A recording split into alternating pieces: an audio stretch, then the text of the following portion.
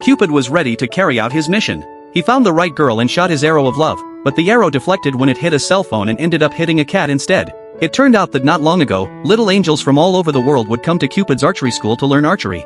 Whoever could bring about the first couple would get an office here and become an official Cupid. This boy was given a task on his very first day. His target was a young man and woman. Right after that, after picking out his own bow and arrows, the boy set off. Then, the boy discovered that the young pair was currently in the subway, only a few meters apart.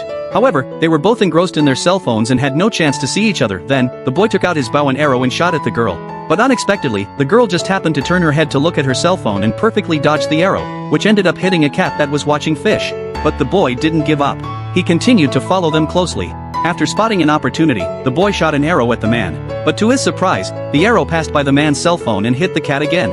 Still not giving up, the boy shot over a dozen more arrows, but each one was bounced off by the cell phones of the man and the woman. The boy didn't know what to do. When he went back home, even the old Cupid was playing with a cell phone. Then, the boy walked into the office with a dejected look. A classmate saw him and came over to ask about the progress of his task. But since the boy hadn't completed it, his classmates decided to help him. After discussing tactics and dividing up the work, the whole Cupid class went out together. They hid in the subway in advance, waiting for the targets to appear. When the target showed up, all the Cupids shot their arrows, combining them into a super arrow that flew towards the girl. But just when they thought they were going to succeed, another person appeared with a cell phone and bounced the arrow away. After several bounces, the arrow still missed the targets. At this point, there was only one arrow left in the boy's quiver.